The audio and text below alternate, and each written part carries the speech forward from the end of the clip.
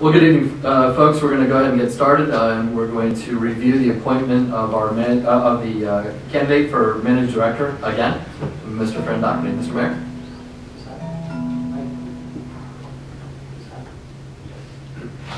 He doesn't have any power.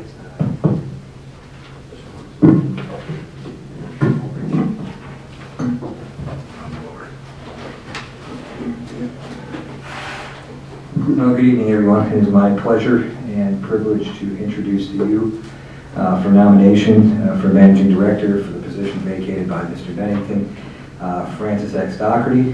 Fran, as you all know, was Managing Director here in the city. He was our first Managing Director. He served from 2006 to 2008.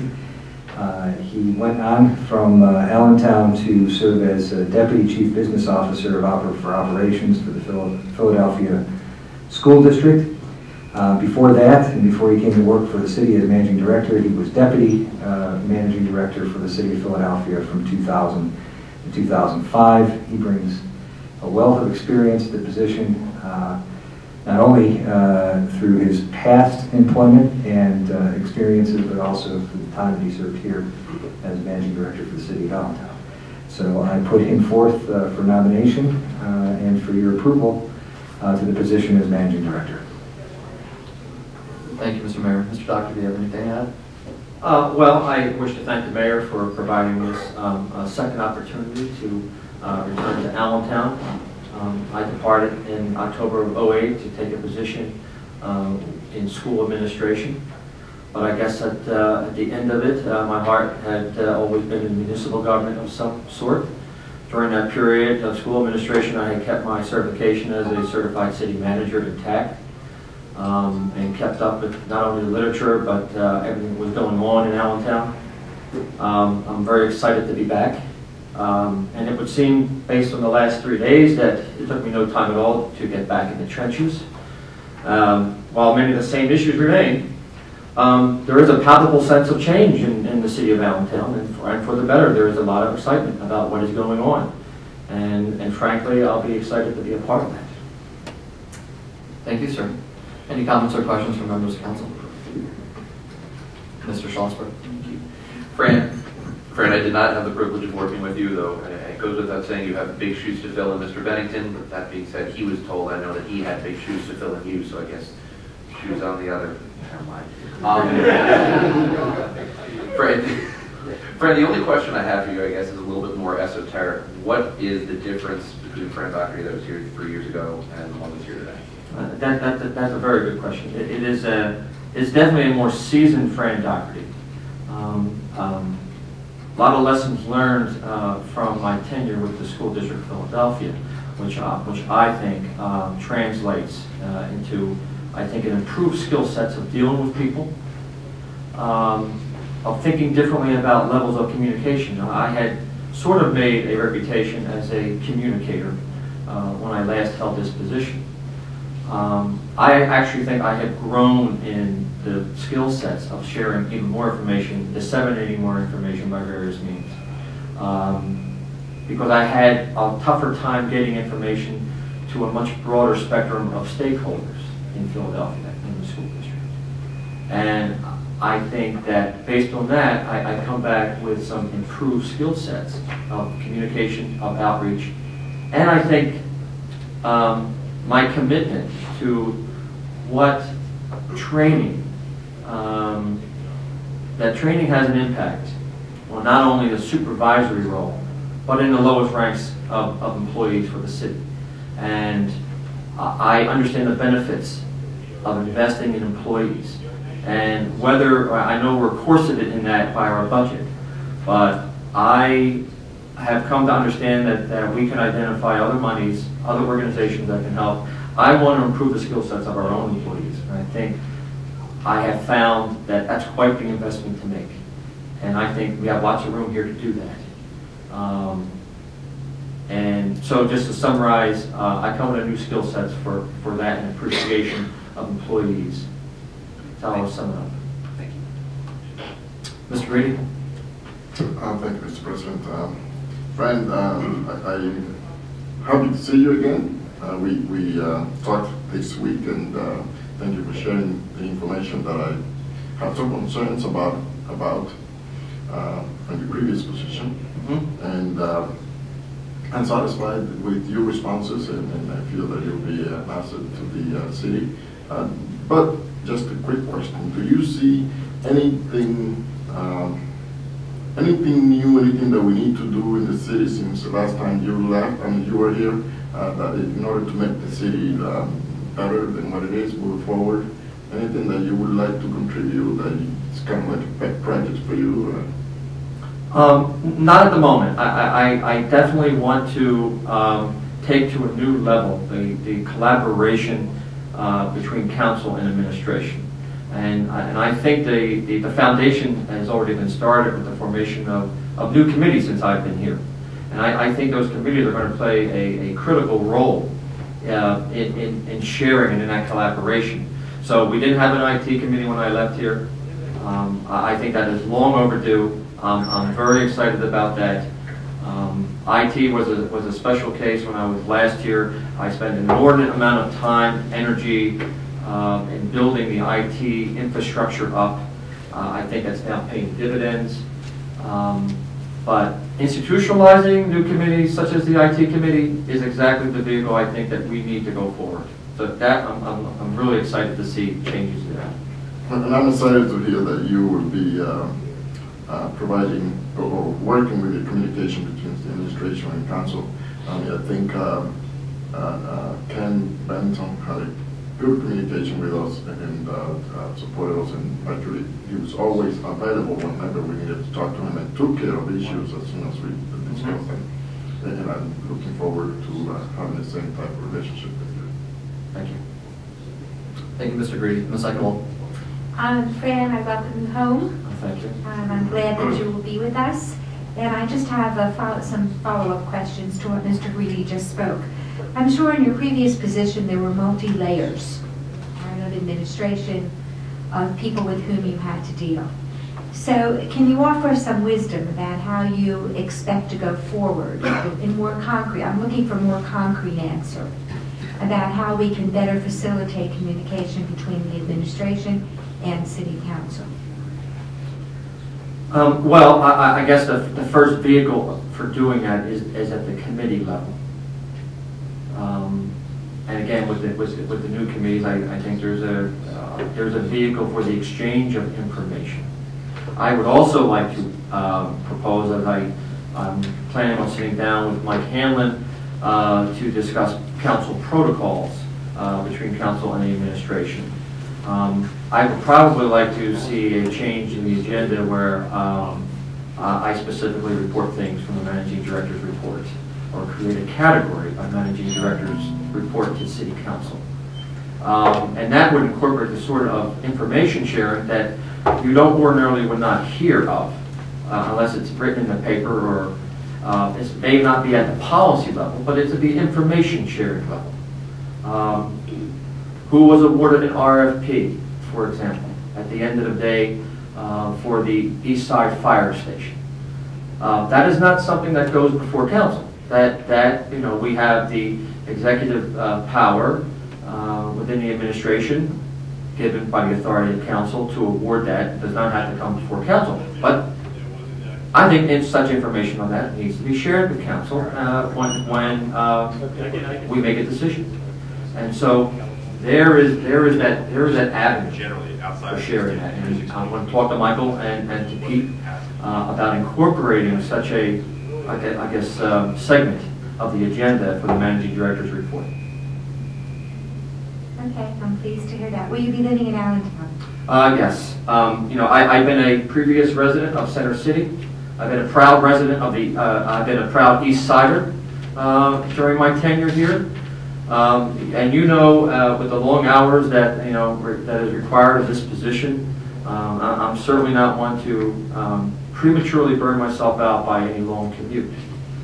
And so it has begun by many friends and colleagues about offering me places to live, or where I should live, and so that undertaking is currently underway. Well, being an Allentown chauvinist, I'm really happy to hear that. that you'll be a resident of the city of Allentown. Okay, I'm sure that we will have many more discussions on this nature. Thank you. Thank you, ma'am. Anyone else from council?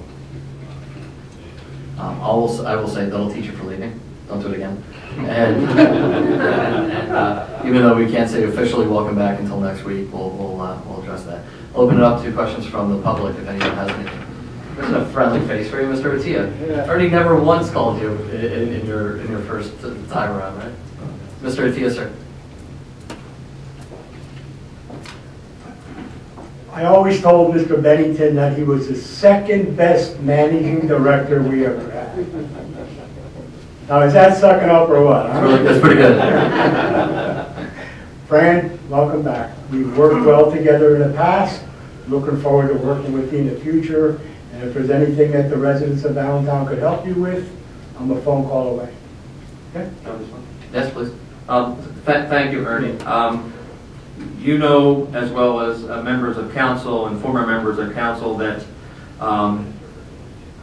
I love to deal with people who care about Allentown. And as some are more eccentric than others, to be diplomatic about it, at the end of the day, they all care about their city. And because they do that, they have an open door to me.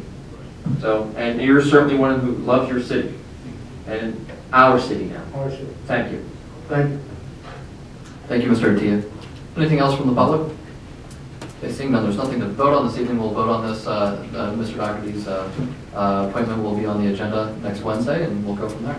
Thank you, Mr. Hamlin.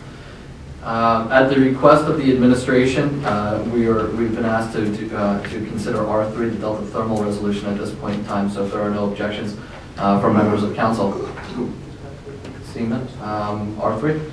R3 authorizes the administration to enter into an agreement with Delta Thermal Energy for waste energy services to provide a waste energy facility to be constructed by Delta Thermal Energy Services. And if I may, I'm going to turn this portion of the meeting to Mr. Schlossberg as Chair of Public Works. Sir. All right, let's get started. Mr. Mayor, Fran, do you folks have anything you'd like to open up with? No, we had a discussion several weeks back. We were asked Scott Shear from PFM to actually put together some financial analysis based on that discussion. And Scott, I think you're ready to present that. Okay. Scott? All right, well, thank you, good evening. Everyone should have, I believe, a copy of the handout probably in your packet relating to our analysis. It's a 3 or 4 page. Do you have that? No, I do. There's the copies.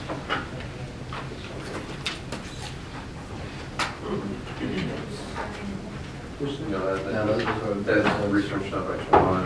We do have, it's the second half. The actual agreement as well as the various appendices and the financial analysis. This was also emailed to us. Also, just want to point out that Mark Feller, our attorney, is here, as well as Marcel Groen, the attorney for Delta Thermal as well.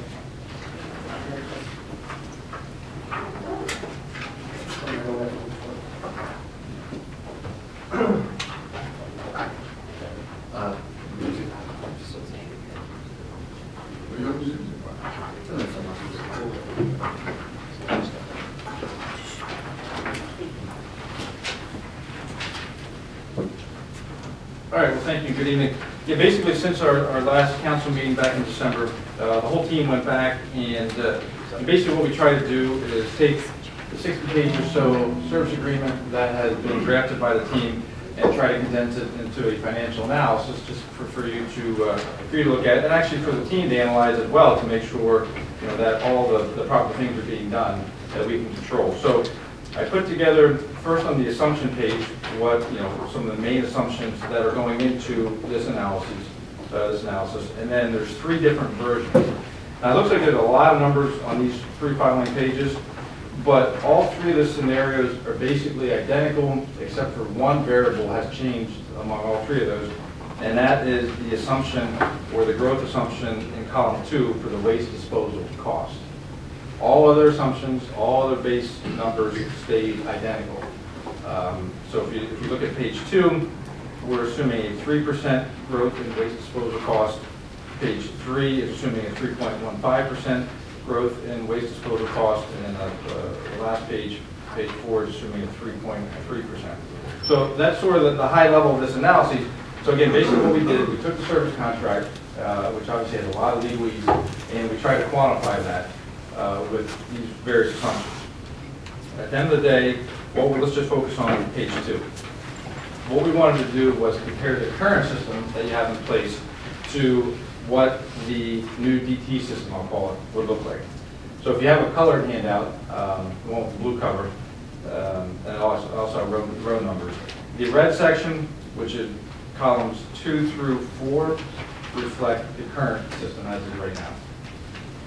Columns 5 through 8, or the green section, reflects what the DT system would look like. And then column 9, column 9 is basically the most important. That would be what the annual savings or cost would be when you compare the current system to the proposed new system.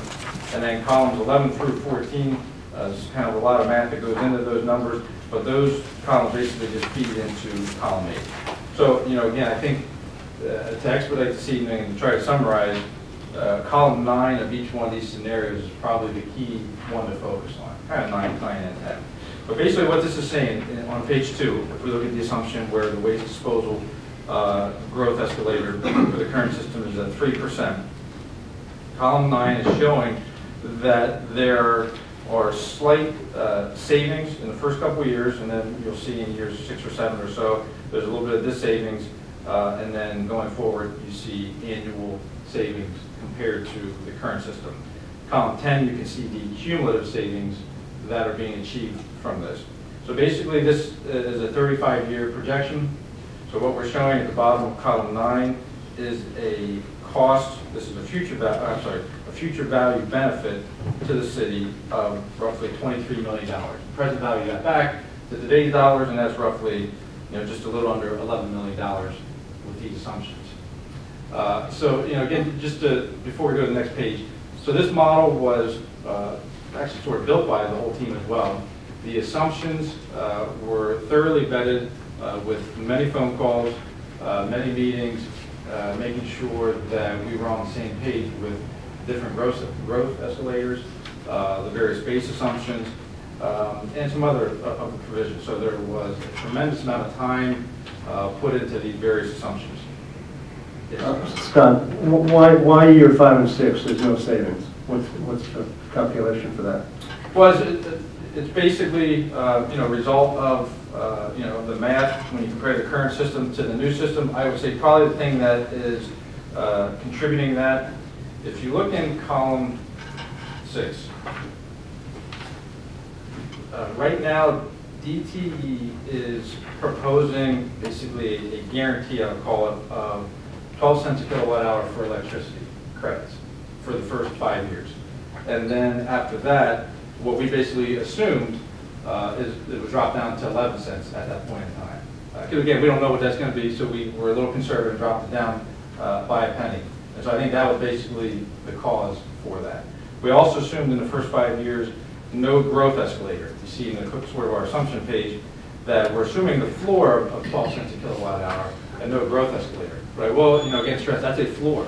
So if it's 13 cents or 14 cents, it would be a different number. So I think that was probably the main contributor to why you see the annual deficit in those 2 years. Now, if you look at the other 2 scenarios, you do not see those. And again, the main driver there was column 2, which is that's really the only assumption that changed, which was the growth escalator for the waste disposal costs.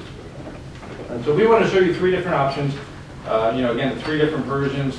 All their assumptions stay the same except for the one in column 2, which is the growth escalator of the existing system. And again, you see one's at 3%, one's at 3.15, one's at 3.3. I just have one correction to what Scott said. We did. Mark, we need to get It's Mark Feller, Town Special Counsel. Mark, you're going to have to go to another microphone that works. Sorry. Just come over here.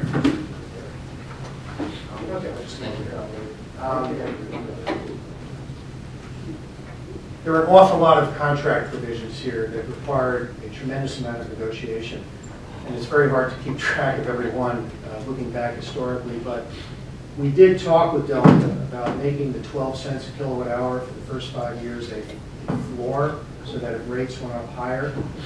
That was not something that was ultimately agreed to. Is that correct, Arsenio? The last conversation I had was that if rates in the first 5 years go above 12 cents. You get it. Okay. Yeah, 12 cents, sorry. You don't. All right. I don't have a copy. No, that's fine. We don't have a copy of what you're. That's what I'm saying. What's up? Thank you, thank you. But so do you understand, because I want to clarify that. Okay. We have said from the beginning that if the 12 cents is a floor. So we're guaranteeing that just to make sure that the numbers work. If it turns out that the number is 14, the city gets 14. Okay. If it's 18, I it's stand 18. corrected. So if that's not what the agreement, I think that's what the agreement says, and that's what it should say. But I'm stating it for the record, that's what it is. Can we just double check that that is in fact what the agreement says? We do have the agreement in the packet. I have no idea where it would be, but if we could, it doesn't have to be now, if we could just, before we approve the final copy, if we could just confirm that that's what the agreement says. If for some reason it doesn't say that, it will say that when Perfect. you are ready for to vote on this. Great, thank you. And Mark, you'll do that? Yes, I will do that. Thank you. So any assumptions that are built into this model, we can show all sorts of different, we make this interactive, so we can show all different scenarios. We thought these three gave the best picture from all the consultants involved in our team. I would encourage you, if you do have any questions, now's the time to ask relating to, why some of these assumptions, why are these growth escalators, where do they come from? If you do have any questions at all, I think now is the time to ask. Some of which I may be able to answer, but we have a lot of other experts in the audience that all contributed heavily to this process that are more, in this area can answer the questions a little better. But again, we were charged with modeling this up to help with negotiations and to help present you the best information that we could based on projections. Again, keeping in mind that we're dealing with projections going out 35 years, so there's a lot of factors that could come into play here over that time frame. But again, I think all the consultants involved in this spent a tremendous amount of time making sure we were in agreement with the various projections. Do any of my colleagues have any questions regarding this or anything else related to the Delta Thermal Agreement? Jeanette, did you? It says here that a possible standby agreement will be in place to ensure the waste will be processed by Delta Thermal in the landfill if something goes wrong with the plant. I'm concerned about the possible. Is there a standby agreement? Hopefully not, but one day the plant fails for whatever reason. Where does the sludge and the waste go? I believe, sorry, and I apologize, my clients have showed up. We thought it was starting at 6 o'clock, so I apologize. We have stated, and we state again today, I think the agreement requires a standby agreement before operations. I don't know where the word possible came from. It's not possible. We've got to have it. It is a requirement before we start. And do we have it? We haven't got it yet because we don't have a contract with the city yet. So we can't negotiate that until we have it. But we have started discussions with landfills and. So what or where in the contract does it say that this will occur? 6.2.5 on page 12. Okay, could you just? It says DTE shall honor before the first anniversary of the contract date, which will be prior to the plant being completed, enter into a standby agreement with the waste management company for disposal of waste at a licensed facility.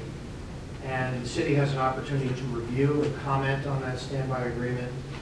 And the disposal site that's covered by that standby agreement and any hauler associated with it must be fully licensed by the state. So it is a requirement. I'm glad to hear that. What would happen if something would happen to the plant? Who would, and it could no longer operate? Who would be responsible for removing it from the land?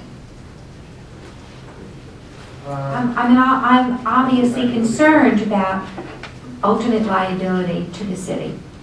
The company is required to remove it from the land if the facility is no longer in operation or at the end of the contract. There is a risk that if Delta is no longer liquid it doesn't have assets at that point to satisfy its obligation, that they would not be able to afford to remove that. There is a bond. No, more than a bond. Yes. There is a provision where we're placing $6 million in escrow. And one of the reasons for that happens to be if there is a problem down the line. We are required, under the agreement, it's a service agreement, we're required to get rid of the waste regardless, so that you're not stuck. But if for some reason, and again, it's a very hypothetical thing, but it's important to you. If for some reason we have to remove it, it's our responsibility, and if nothing else, we would take it out of the escrow money that are there to see to it that it gets done.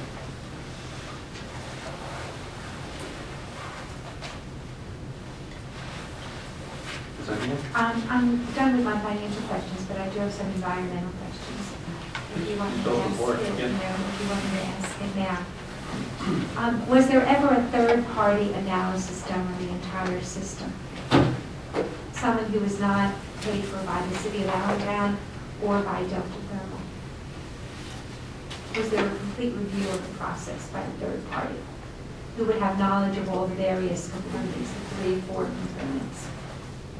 Well, actually, that's why we have John Sale from the University. I mean, John was brought in by the city to actually be an unbiased consultant that would actually take a look at this to see if the component parts would work. That's what he was tasked to do. He was actually sent with our staff to Germany to take a look at one of the main component parts. And so we've had John actually working on this and taking a look at this from just a strictly engineering point of view to see if the component parts would function together. That was his task for our benefit as a municipality, to give us an unbiased opinion as opposed to what Delta was just telling us. We wanted to make sure that we had an unbiased opinion that informed us if, in fact, the product worked or didn't work. We also have another engineering firm, GBB Engineering. I believe they're based in Maryland, and they've been providing advice and review of the contract and technical review of the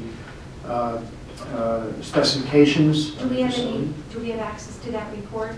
Because I have been told in the research that my ability allowed me to do, that it is almost impossible for one human being, all right, no matter how qualified that person is, to have knowledge about the mechanisms of all 3 components, really all 4 components. That's why we had these 2 firms, because they had different specialties. John Sale has different specialties, and so does GBE. I'm going to chime in here in a second. Well, the report was made available, if I'm not mistaken, months ago to council when we first had this conversation. That report's been available quite some time. I will add, from my perspective, I attempted to review the report, and it was, frankly, it was Greek to me. I am not qualified to comprehend that level of that level of engineering detail. However, the 2 engineering firms that have been involved in this have both said that what's presented in front of us can be done. Did I characterize that correctly? I think it's correct, yes.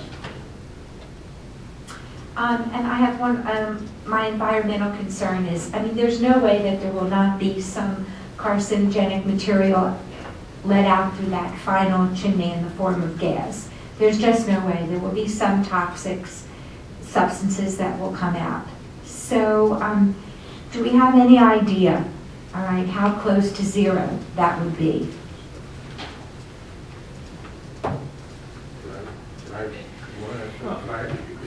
I'd like to ask Mr. Bonello. Of course. I mean, what I'm asking about is the dioxins. You know, how do we know what will happen? I can tell you that we've done studies, and we've presented those studies to the city's engineers for review several times. I know, but I need it for, layman. I did receive a tutorial from Dr. McGuire. I was very pleased to receive it, so I have some knowledge, but I appreciate some further concern. I'm especially concerned about those people who are the residents right around this particular facility. I understand, and so are we. So thank you for the question, and thanks to all the council members for hearing us to the specifics of the dioxins and the furans, which, as a citizen, I will be as concerned as you are. I tell you that our system is completely safe in that respect. The system that we have, the University of Tokyo Institute of Technology University has patented this process whereby the the organic chlorine gets converted into inorganic chlorine in the RRS, and then it's dissolved as water in the water, and there is no dioxins or furans in the pulverized fuel when it's burned. And that has been documented, it's patented by, like I said, the Tokyo Institute of Technology. What concerns me is you say that there will be none. My understanding is that there will be some, all right, and I'm not saying that that's a reason not to do this, but I'm always skeptical when I hear none, because I don't really think that that's possible based on the scientific technology available. That it's better than a landfill? Absolutely. Yes, ma'am. But there are chlorines. There are chlorines, and I said those chlorines, the organic chlorines, get converted into inorganic chlorines and then dissolved as salt in the water, which is then sent to the sewage plant. In addition to that, I just want to remind all the council members that we fully comply with the DEP air permits and all the laws regarding emissions, and we are very confident that we will beat those U.S. standards by quite a bit, as it has been the case in Europe and in other places that these systems are operating. And So that's a matter of... when you say that there was a patent from Tokyo, all right, that's just one of the components. What about the other components to the system? Well, the reason I mentioned that component specifically is because the fuel is prepared in the first component. So the fuel, before it gets burned, is devoid of those type of substances that you referred to. Well, the reason that I say the zero is so hard, people will throw plastic into the I did garbage. not use the word zero. You did. I just want What to did make you sure. say? Then repeat I said they what were you said. safe I and thought they you meet said the none. requirements. If I did, I apologize. Okay, all right. So you're stating now unequivocally that there has to be some. I mean, there's just no way. Yeah, but I don't know what the quantity is. All I can tell you is that they will meet the requirements of DEP and all the air emissions that are in this country. And how many additional sorting times will there be? Because there are people that live in Allentown that will throw plastic into their waste. Mm-hmm. You know, a battery, radio, whatever. I mean, people throw all kinds of things. So what concerns me is, will there be additional sorting Yes. before you begin the burning process? Absolutely, there will be several. And at what time will that be done, and how much more than normally, than if you were just going to throw it in a landfill? Could you state one question at a time? I'm sorry. What I'm concerned about is at what point in the process will a second sorting be done to find that material which is recyclable and that material which is inappropriate? Because we don't want to burn the plastic, because that's trouble. Well, what I wanted to say at the beginning was, if you remember, the plastics, if there are any plastics, those organic chlorines and plastics get converted to inorganic chlorines and converted into salt. Okay? So if there are any, if that is the case, then it will be completely safe. Okay? In addition to that, we'll be pre-sorting the materials as we receive them before they get processed.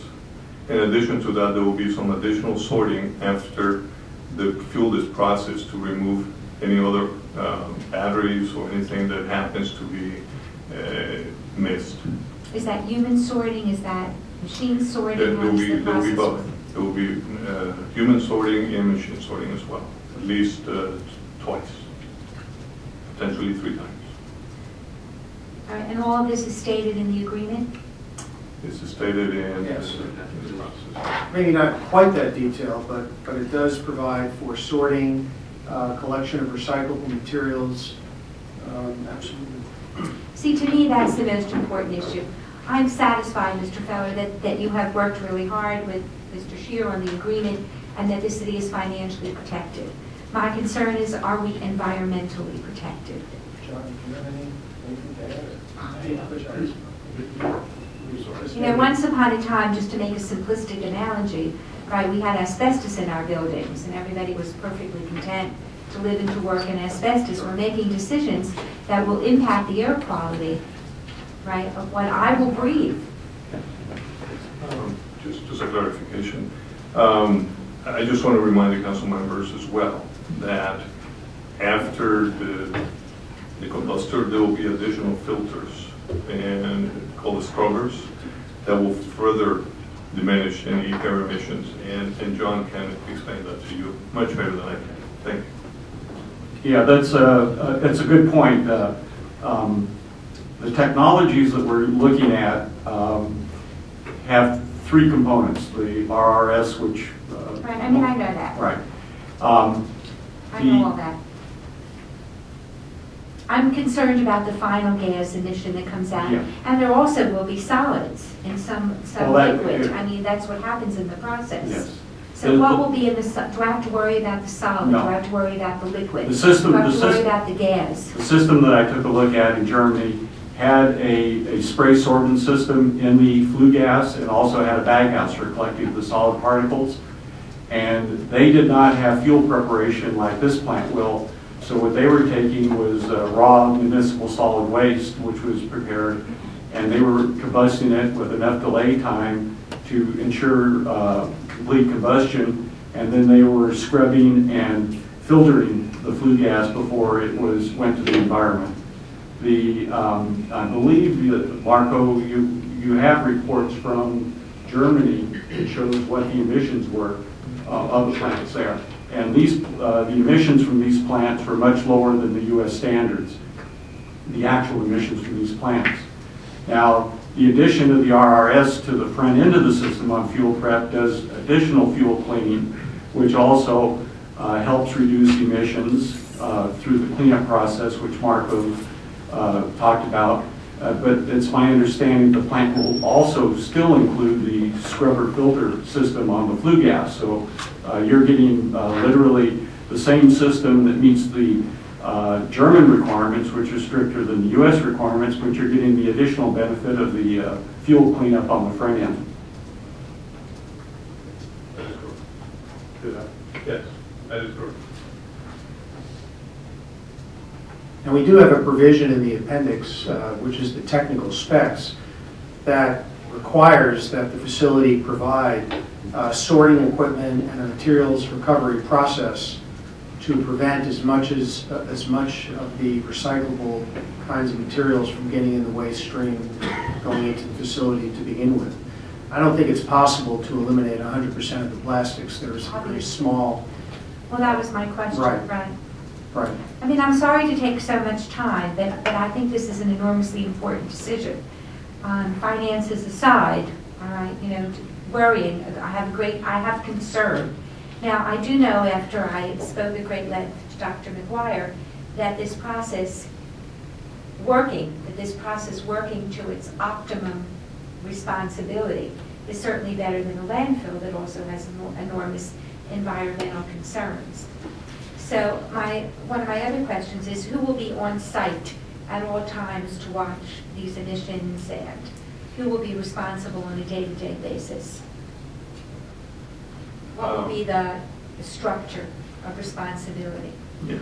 Well, I think it's important to inform the members that we are obliged by the agreement to comply with every law, state, local, as well as federal, that apply to this equipment and any one of the emissions. And that's stated and agreed in the agreement. There will be the staffing that will be in the plant. There will be 24/7. There will be technical staff, engineers at all times. There will be a... So 24/7, there is a certified engineer? There will be I'm sorry? There will 24/7, there's a certified engineer? There will be engineers, at least full-time on 2 shifts, and technical staff, technicians, 24/7. And there will be a plant manager who has had experience with waste management in other facilities, in charge of the So facility. included, let me just And be engineer. perfectly clear, so included in this agreement, there is an air pollution monitoring plan. There is a pollution monitoring system that monitors emissions on an all-time basis, yes. That is And correct. it's in the agreement. I believe so, yes. I think it is in the technical description. And it was It also, was I also believe, part a of it. DEP requirement to have a continuing emissions monitoring system. That's correct. But it was also part of the RFP response, and it was part of the RFP request. If you look at the agreement, Ms. Eichenwald, it's pretty detailed. I mean, we tried to cover every potential contingency and issue that may have any sort of negative impacts on the city. Mark, to his credit, and Marcel, I think, have battled back and forth, and we've gone through this contract over and over again, and I think it's, you know, it's set up to really try to address any potential negative impacts that the city may have. And so, yes, of course, there's a whole section, if you read through the contract, on pollution control and the requirements that they have to meet, or they'd be in violation of the contract. And quite honestly, that's partly what the performance bond is for, too, if I'm not mistaken, to assure that if they're not in compliance, that we can obviously rectify the situation without any financial impact upon the city. Okay, I'm sure you can understand what my concern is, all right? Sure. I'm much less financially concerned. Have much more faith that all that is taken care of. But, I'm concerned about both issues, because obviously... well, of course, you know, I am too, but I don't want to negate because we have less knowledge. Sure. You know, I'm certainly not an air pollution expert. I've just had a few hours of tutorial from Dr. McGuire. But I was just concerned, especially about the plastics and also the solid waste. You know, where will that go? And the liquid waste. You know, all of that will be monitored. Yes, ma'am, it will. And it will comply again with any one of the regulations, local, the city ordinances, state laws, DEP, etc. EPA. EPA as well. And that's stated in the agreement. And the agreement on page 5.2, number 9, it specifically says that we'll monitor the gases, of the emissions, etc. So I think it's pretty thorough. Has this proposal been made to other municipalities in this? We're in the process of discussing solutions with other municipalities as well at this point in time. And we have a pilot system in Atlantic County Utility Authority at this point in time. It has been tested already 4 times. And it's about to be tested one more time tomorrow. So there exists now a prototype, because when we spoke just a few weeks ago, we were told that there wasn't any. So what you're telling me now is that there is a prototype being tested in Atlantic County? There is a, I'm sorry. And they have signed an agreement with you to use this process? They have not signed an agreement. It is a pilot test site. And we have an agreement to allow us to do the testing together with their sludge and MSW. And Well, I'm a bit confused. Is there a system now being actually built? there's a pilot test system in Atlantic County Utility Authority, yes. That includes the RRS and the water treatment system at this point in time. All 3 components? Not the combustor. Not the combustor. Not the combustor. That's right.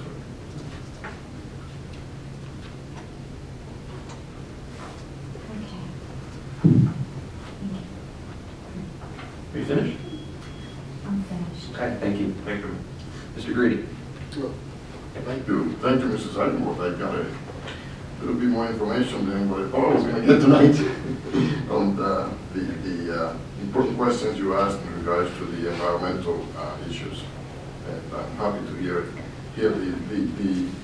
that the agreement includes it. And as you were speaking, I was paging through them, and I actually found them, a lot of them, especially I was on the same page you were when you were talking about the 5.29 page with all the necessary the necessary controls from DEP. But just in regards, going back to DEP, is DEP the main agency that's going to come over and monitor this and look at it and make sure that everything's working perfectly? I think it is. I think virtually every one of these plants around the Commonwealth of Pennsylvania they're geared mostly to be monitored by DEP. DEP takes a very, very serious view of these facilities. They make surprise inspections. They issue notices of violation if there's a problem. They're continuously updating their regulations to require new technologies. A few years ago, there was no requirement for continuing emissions monitoring. Now there is, where there are systems in place to monitor the air emissions from the facility and have current reporting of those emissions. I think the city is also intending that one of its staff or one of its engineers will be monitoring not only the construction of the facility, but the operation of the facility, and has a right to visit the facility and inspect the facility periodically to make sure that it's, at least from the city's perspective, it's meeting operational standards. And who would that be? Well, I don't know that that's been decided yet. Well, I'm glad to hear that you anticipated my next question, actually, to see if there was a way to get the city involved in that, because although it's a public company, it's almost like a quasi-governmental company, because it's a partnership with the city. So it's really, I think it would be proper to have somebody from the city looking into this and making sure that, you know, all the necessary, I guess the necessary monitoring is done through the development and the building the projects, and also while it's going through. I think somebody talked about this before at the last meeting. I think there were a couple of jobs that it's one of the concerns that we had at the last meeting was that we want to make sure that some people don't lose all their jobs. Yeah, we talked about this most of this before. Yes, there's going to be somebody from our staff that's going to be designated to monitor and to continually evaluate the site, not only during construction but through operation. Have we identified that staff yet? No. There's a number of staff in-house that are capable of doing that. We may have to supplement that with some additional consultation, like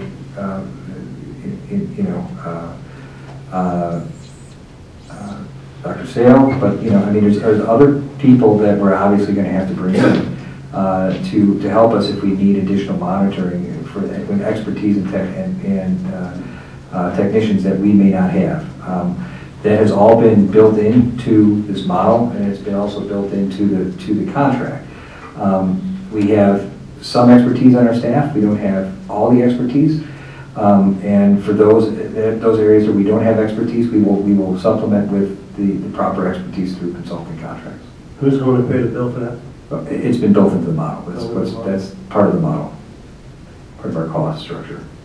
Thank you. And the other question, and I'm pretty satisfied with the with the explanations, and I think I'm happy to see that not only did our consultant but also our attorney were able to coincide with the same explanations in regards to what's in the contract and what's not. And I think Mrs. Schlossberg said some of these things are being kind of convoluted for laypersons like we, but I think doing the research and noticing things, we can see that. I can see that it's it meets a lot of the standards that many other companies have in their contract, and I think it actually exceeds some of the standards in this one, because we are at the forefront of this as a city. But Sure, for your reference, during construction, section 5.2.3 of the agreement provides the city has opportunity to inspect the construction, make sure it's being done in accordance with the specifications and the plans, and make sure it's being done in a responsible and high-quality manner. And then 6.1.8 provides a responsibility of the company to monitor airflow, air emissions, and water emissions continuously and test them on a regular basis, and gives the city, upon notice, access to the facility to inspect the monitoring facilities. Now, the question is, how much monitoring should the city do? How much can the city afford to do? Given the role that DEP is playing, which is a very active role, I think that time will tell how that evolves. We just don't have a precise estimate of how many visits per week or inspections per month the city will undertake, given DEP's involvement in this. When you say in this one, in the same 6.19 that you were talking about. 6.19? Yeah, page 10, by the way. The third party waste, whom are they referring to that will become responsible for the DET? Well, this paragraph covers any waste the city delivers as well as third-party waste. Now, the concept of third-party waste is the city is required to bring a certain minimum amount of waste to the facility, and there's a cushion if the city can't meet that requirement. I believe we have a 12% cushion where we can go up or down by 12%. But in the event the city were to find that for some reason its waste generation levels have gone down significantly, the city is able to go out and find waste from third parties, maybe from another town, maybe from a hauler that has waste that it would like to dispose of, that the city can acquire through just the spot market or through a contract and fill its obligation through delivering that third-party waste to the facility. So it gives the city an option, if the city's waste goes down, to be able to go out and get waste from a third party. By the same token, if the city is unable to do that or unwilling to do that, Delta has the ability under the contract to also go out and find third-party waste. Now, in that case, we share the revenue from that third-party waste. But certainly the city, if it goes out and finds third-party waste, it's going to receive a payment from that third party. So even if Delta goes out and finds the third party, we still share the revenue? We share in the revenue from that, yes. And if we find them, then we take all the revenue? If we go out and do it, we take all the revenue. Now, thank you. Just one quick question, Scott. You feel very comfortable with this, with the finances of this? I mean, in other words, like how much was it that the state was going to give you, that you were, last time you were waiting for the state to give you was it 25 million or something, that they were going to give you a grant for? I think you're... See, the state told the federal government. There's presently available that we've already received, or the city has actually received, about, I think, $6 million worth of grants. Is that $6 million that's going to be the cushion money, just in case? No, totally different. That's an addition. $6 million worth of grants, $1 million from the Department of Energy, which in part will be used to reimburse for expenses that the city has incurred in this as well, so that you'll get your monies back in terms of all the professionals you have to hire, et cetera. But also $5 million from various grants from the state, including $2 million from the Department of Community Development, and some other grants and stuff. Altogether, those grants come out to $6 million. The monies you're referring to is we also have an agreement or a commitment from Petra to guarantee a bond, so that we can go out and have treated as tax-free bonds. And that amount is up to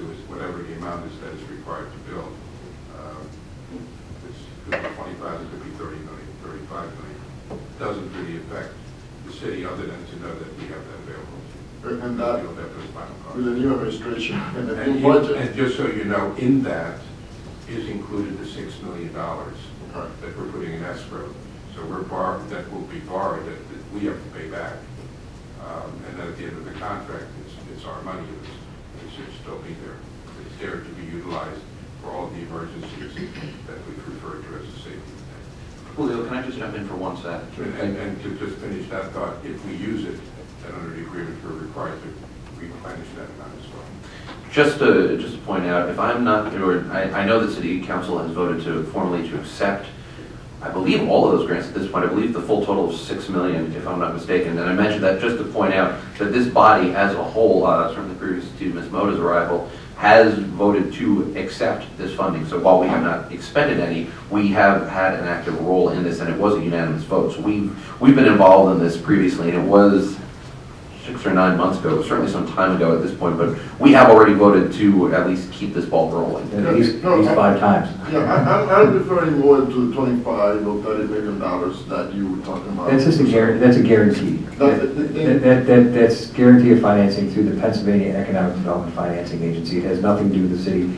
That's there. They have to still go out and get a private placement to float those bonds, but they have a commitment by by PEDFA for that amount of money. My question, Mayor, was, I'm sorry to interrupt you, my question was that you have verified that the commitment is still viable, you know, even with the new administration. The city actually has the commitments, and the city is the one that's monitoring them.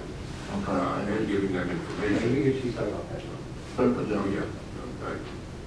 I think that the city, we've given letters to that effect. And the city's It's still there. Mr. Stratford. Okay. All right. That's all. Thank you, Scott. Thank you. Thank you. Ms. Moda? Yes, I have a quick question for Mr. Scott. My apologies. I have a quick question for Mr. Scott. What I would like to know is, I've read this and it's very detailed, lots of information. But this is what I would like to know. Maybe I missed this information somewhere. But how many jobs will this create in the city of Allentown? And also, are you planning to employ citizens of Allentown? Yeah, I think I'll defer to someone else to answer that here. Marshall will answer that.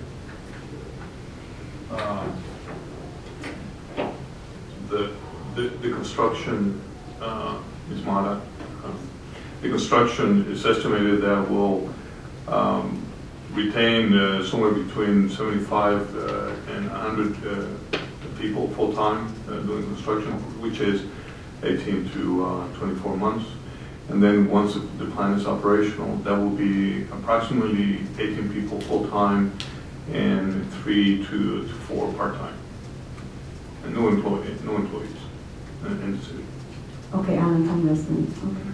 Thank you. Can I answer the question? Yes, yes, sir. Are there any other questions from council? Comments from the public? Okay, seeing none.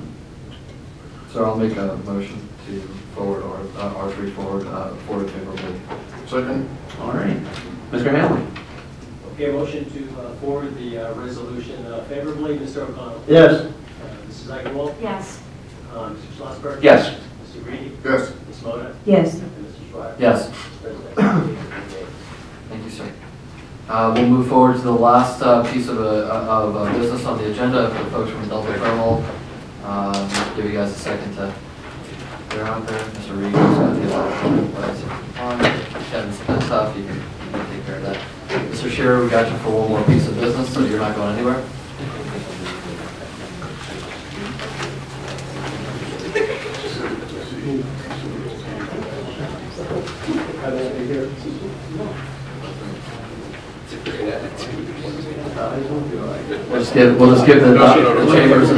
We'll just give the chambers a minute to.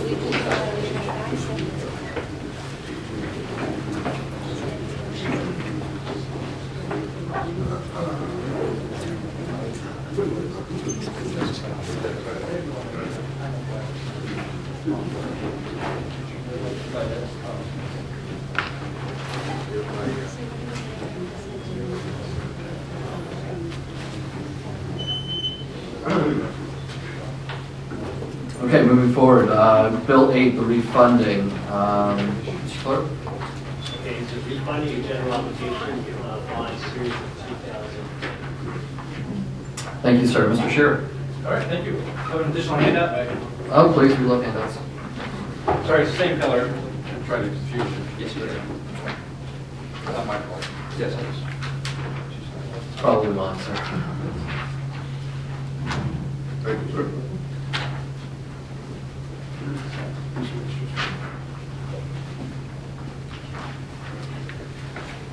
All right, well, good evening again. I think now you know over the past few years, sort of the role of the entire finance team, including myself, bond counsel, and Mr. Paulsini from Valco, has always been monitoring the city debt portfolio to see if there's any way we can take advantage of these low interest rates. We've had some pretty good success over the past few years on being able to capitalize on that and achieving a fair amount of debt service savings by these refundings. What we have done here right around the holidays, again, kind of scrubbed the debt portfolio of the city and found an opportunity that we wanted to bring to your attention. I think the key thing to stress here is that this is what I guess I'll call more plain vanilla type refinancing, where we are not stretching out the debt, we're not changing the payment dates, we're basically going from a higher rate to a lower rate, and after issuance costs and all the dust settles, realizing a pretty efficient transaction, assuming rates stay favorable by the time we actually get to do this. Right now, the net savings that we're looking at, and we'll go through the detail here, is somewhere around $300,000 that the city would realize. We are focused on the 2003 bonds. That's the target that we're looking at right now. We're not refunding all those bonds. We're refunding only a portion. The portion that we're legally able to be refinanced, a small amount we cannot do until sort of next year at this time. So again, we're always of the mindset of dissecting the debt portfolio to see if we can capitalize on anything. And since we are basically at all-time low interest rates, there is this other opportunity, right now that we're talking about. So again, the key thing is not stretching out the debt, not changing payment dates, and this would only, this is general fund debt. So it's not sewer or water debt, this is just general fund debt. So this would be the savings to the general fund. So with that intro, kind of go through this handout briefly. Please. On the top of page 1, as far as the market update, there's a lot of volatility worldwide in the interest rate markets, no matter which market you're following, stocks, taxable bonds, or tax-exempt bonds. The good news is that we are basically at again, all-time low interest rates. So as far as considering a refinancing, it's a good time to be at least considering the opportunity. The second half of this page, it's labeled refunding opportunity. Again, we're focused on the 2003 bonds. The amount that we're proposing to refund is about $5.3 million. The call date is actually next October, but again, we're legally able to refinance that debt today. The average interest rate of what we're refunding is about 5.5%. So again, we're going from about 5.5% down to something lower, and that's what's achieving the savings. Right now, we're showing about $280,000. Again, it's a little bit more than that right now. It's close to probably $300,000, but we would have interest rate risk until the time that we'd actually be able to lock in interest rates a few weeks from now. As far as the original purpose, the 2003 bonds were actually issued to refund 1993 bonds, and they were actually then issued to refund 99 bonds. So this kind of bond issue tracked back quite some time, but again, key thing here, we're not extending the debt on this transaction. Page 2 just gives you an idea of where interest rates are. I have a couple charts. I kind of like the one in the middle, where this is an illustration of the tax-exempt yield curve, meaning we're looking at actually at almost every point in time on the yield curve ranging from 1 year out to the 30-year mark. The red line, that is the average going back 5 or 6 years or so. So that's sort of the average yield curve. The blue is where we are today, and sort of the bars in each one of those years is where the range has occurred during that time period. Again, you can see the blue line is pretty much at the bottom of the bars. Again, that's just an illustration showing how low we are in comparison to the past. So overall, very good time to be considering it. On page 3, these are the existing 2003 bonds. Again, in column 3, those are the existing rates. Again, averaging out to roughly about 5.5%, somewhere in that ballpark. On page 4, those are the bonds we're actually refunding. So again, not all of them. Page 5 is what we're recommending to leave outstanding.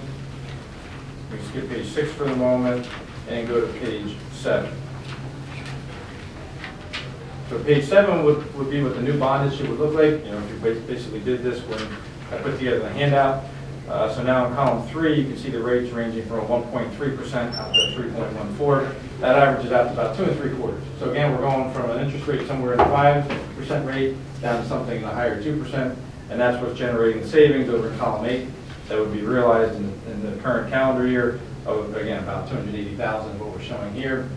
I believe in the resolution, we have a floor of $200,000. That would be the minimum target. Just kind of from a benchmark standard. So if you look over in column 8, on page 7, and again, total savings net of issuance cost roughly $280,000. One of the benchmarks that we always look at is how efficient is this transaction. And so one of the gauges we look at is the box down at the very bottom where it says savings as a percent of refunded par. So you look at the dollar amount you're saving versus how much you're refunding. That's about 5.27% savings.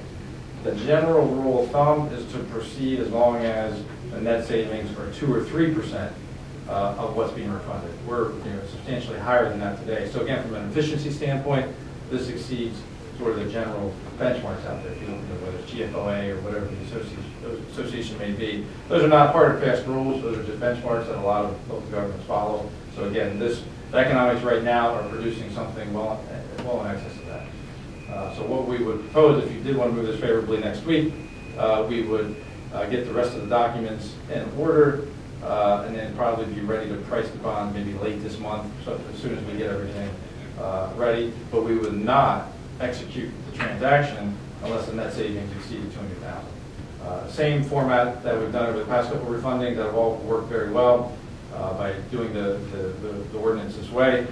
It gives us the flexibility to price the bonds at any point in time. We don't actually have to wait to the official meeting at that point if we would already have your approval next Wednesday. So those are the main concepts of this transaction. Thank you, sir. Mr. Greedy, and Ms. Eichenwald. Mr.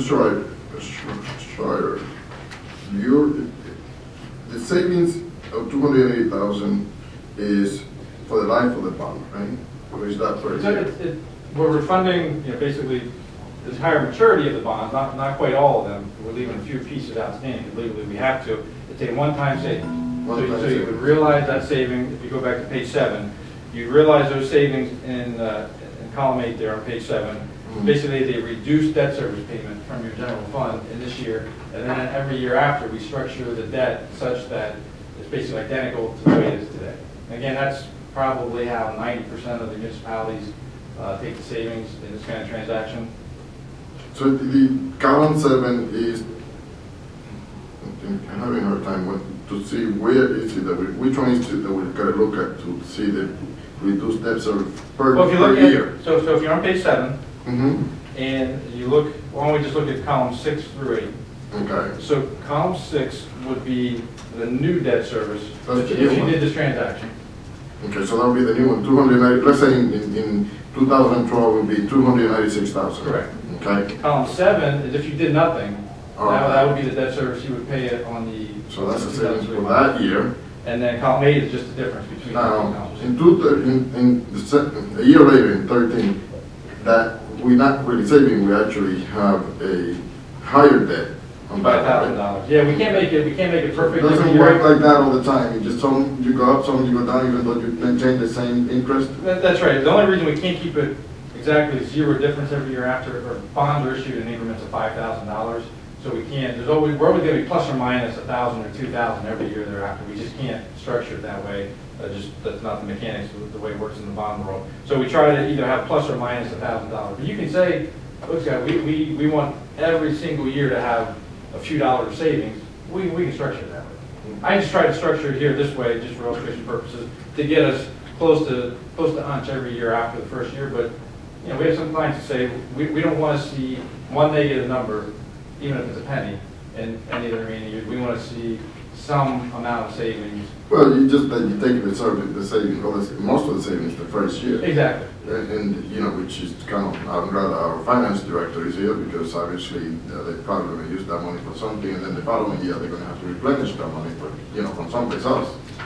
Yeah, I mean, we would recommend, because it's a one-time saving, we recommend it to either be, this money would be stored away in a fund or be used for a one-time expense. And that's It's a one-time exactly. savings, which means it should be used for a one-time expense. Exactly, that's what I kind of like to see when we look into the budget next year, this year actually. Just for, what is your origination fee here for this? Well, if you go to page 8, again, these are just estimated numbers at the moment.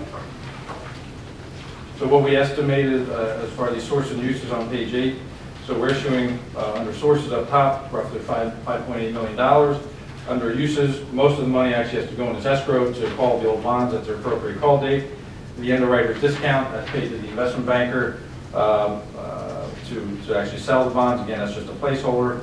Bond insurance, we have that in there as an estimated placeholder. We assume we would need bond insurance on this transaction, but we're going to look at issuing the bonds both ways, with or without insurance. We actually have to opine whether or not the cost of insurance is worth it. So the different calculations we need to go through to make sure that it is a worthwhile cost to be incurred. And then the cost of issuance that we have there, that basically goes to pay our fee and bond counsel, and printing and rating agencies and things like that. Again, those are just estimated at the moment. I would say those numbers would come in right around there, maybe even a little bit less. So you're saying, let me see, 46 and what is that? 86 and 80, 186, 166 and $170,000. Somewhere, yeah. And now, $170,000, does that come out of, that's in addition, it doesn't come out of the 280? No, that's already factored in. Okay, it's already The 280. The 280 is the actual savings? That's the net Okay. bottom line savings to the city. Okay, thank you. Thank you, sir. Ms. Eichenwald? My question had to do with insurance. So Okay. thank you.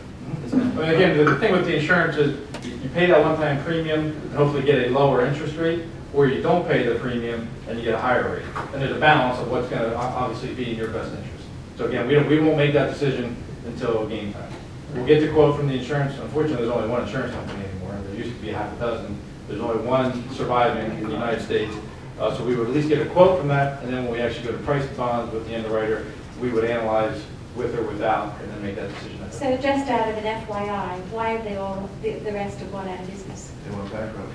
Yeah, I mean, it was probably poor decisions made. It's scary, isn't it? Well, a lot of them were, to be truthful, I think the short answer is a lot of those firms got out of or expanded too far out of their core business, which is to insure municipal bonds. They started to get more into the asset-backed securities and things like that, which we all know basically caused the market meltdown in 2008. So it was sort of bad, maybe business. So are more of these deals being done now without insurance? Right when the market collapsed in 08 and 09, we were seeing a lot more done without insurance. Now, because basically a lot of the investors did not put any value in having that insurance. Now we're starting to see more investors still want the insurance.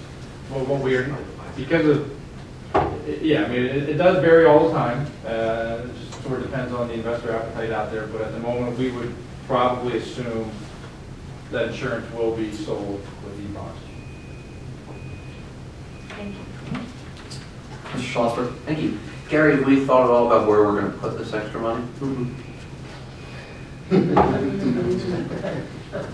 Yes. Now, City council salaries. I thought we put in the order for the cars. Cars, he means unicycles. When we've been through this before, we look at it from a perspective of, either in capital fund or if there's a one-time need. I'll count that chicken when it's hatched, Okay. and we'll figure it out there. But all I ask is keep us abreast of the conversation. Oh, absolutely, absolutely. And following on what Fran said, I mean, and, as soon as we know what the committee's going to be, I'll sit down. In fact, talked to Ray before, but we're not sure who's going to be doing what the finance committee is going to look like. But they'll stay abreast, and we'll go back to our routine of monthly meetings. Sounds I good. do want to say one thing about the insurance that, and even the insurance now, if we were to get it, it's double A. used to be AAA. It's not even AAA anymore. And actually, you'll find sometimes, and we've done, it was one of the last, not the last, but the next to last, or one of the deals we've done in the past several years, the underwriter came and said to us, don't do insurance. We can do it. We've got buyers who will buy your bonds without insurance. Save it because you'll get a better price. It really is a daily market, appetite-driven balance as to whether you do the insurance or not. Point of information as well, Mr. Schlossberg, the administration will have to give us a transfer. We will ultimately have to approve whatever the decision comes down from them. So in Mr. Doherty's spirit of cooperation, I expect that the next finance chair will be able to have that conversation. Mr. Doherty, is that fair? It is. Thank you, sir. Thank you, sir. Mr. Schlossberg, you still have the floor, sir. I'm good, thank you. Mr. O'Connell? No, my question was, Gary just said it, last time we did this, when Scott was here, we didn't have bond insurance. I think the last time we did that was the time before that we did Time that. before, okay, but I remember Scott saying it wasn't, that you didn't know that, I was, question follows up like, why now? And you answered that. And it all You depends, answered it's that. a daily decision. No, I understand, you answered that. Thank you, sir. Anything else from members of council? From the public? Okay, I need a motion on... I'll make a motion that we go forward favorably. No. Council. Okay, I'll Ask questions. Because I don't. Mr. Gary, Stroudsburg, Gary. we're kind of making a motion here, sir. I'll make a motion that we that's bill number 8 forward favorably to council. second. Thank you. Any questions or comments from council, from the public? Mr. Clerk?